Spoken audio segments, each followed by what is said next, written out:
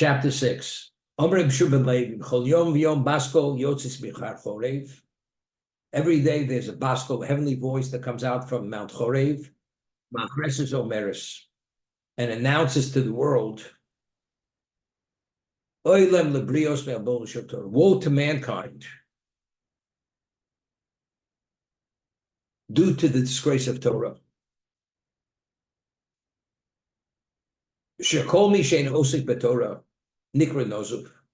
Whoever does not engage in Torah study is considered nozuv.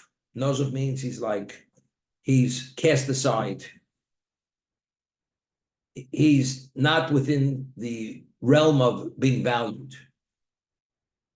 Shenemar, nezib zov baf chazir, a gold nose ring in the nose of a hog, of a pig. Meaning you have something gold, and what do you do with it? You leave it lying in disgrace. Isha yofa, you have a beautiful woman, the sorach tam, but yet she comes across with a putridness, an level of unrefined. The Omer, let's stop for a moment. Why does this Basko come out of Sinai? Reason we've been learning Daf Yomi, Basko, heavenly voice. Doesn't make a difference where it comes out of. A heavenly voice comes from God. But this heavenly voice comes specifically from Mount Chorev. From Mount Chorev. Now, what happened at the time of Kabbalah Torah when God gave the Torah to the Jewish people? The Torah tells us, or alludes to it, he put a mountain over our heads. And what did he say to us? I'm giving you a choice, and it's an ultimatum. Either you accept the Torah, otherwise you'll be buried under the mountain, and the world will revert back to pre-existence. Why? What's it all about? You know, when God created this world, he created it with an objective, with a purpose. What was the purpose? The objective purpose was that this is the setting, this is the playing field for all the challenges in the Jew's life, that all aspects of his spirituality should be addressed, and he should succeed in his choices. And it's all within the context of the Torah itself. So the world was created for God's glory. And how do you bring about God's glory? By making the choice that God wants you to make. And you have that ability. That's what we call free choice.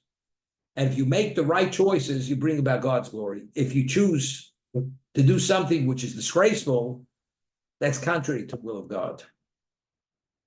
So if the world itself is something, there's nothing compared to it. It borders on the infinite.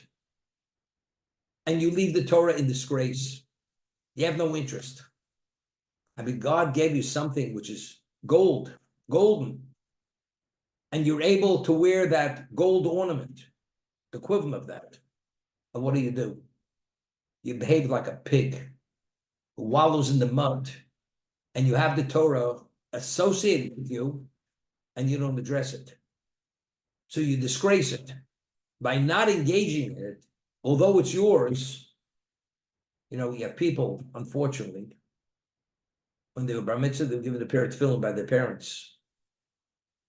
Since the bar mitzvah, it's over 60 years, they haven't taken it out of that original bag. What do you think? It was given to you to keep in the bag? It's a disgrace. Tefillin, the Torah tells us, is osal yodecho. It's a sign on your hand and frontlets between the eyes. We identify with God. That's the Jews' insignia. We have two insignias. The bris, the circumcision, which is bris something to Sorenu, the covenant which is engraved in our flesh. We have the tefillin. When we wear the tefillin, that's our identification with God. This is something you should pride yourself. You should revere yourself in this, and you leave it tucked away in the bag. I have no interest. It's a disgrace. You have something which is more precious than gold. We find that David says in Tehillim, King David, in Psalms, Tovli Torahs picha me'alfi zor v'chesed. The words of Torah are more precious than thousands of talents of gold and silver. That's how precious Torah is. But where is everybody running? In the vernacular. Everybody's running after the tail. No, it's a rat race. You get on that merry-go-round, you don't know when to get off. When you study Torah, you understand which merry-go-round to get on and which not to get on. Everybody's running in circles, but where do you end up? You end up nowhere. But if you have the guidance of the Torah, which allows you to take control of your life and to remove all the blockages and all the impediments, to have clear vision. They say, Bob's very into meteorology. He gives me the forecast every day. When it's foggy, he says, you're able to see 3 miles despite the fog. On a clear day, you can see 100 miles. When you have the Torah, you see more than 100 miles.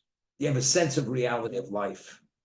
Visually, your vision may be blocked, but your understanding of life and what the value is of every moment and what opportunity is, you have a sense of what that opportunity is. Just going to stop recording.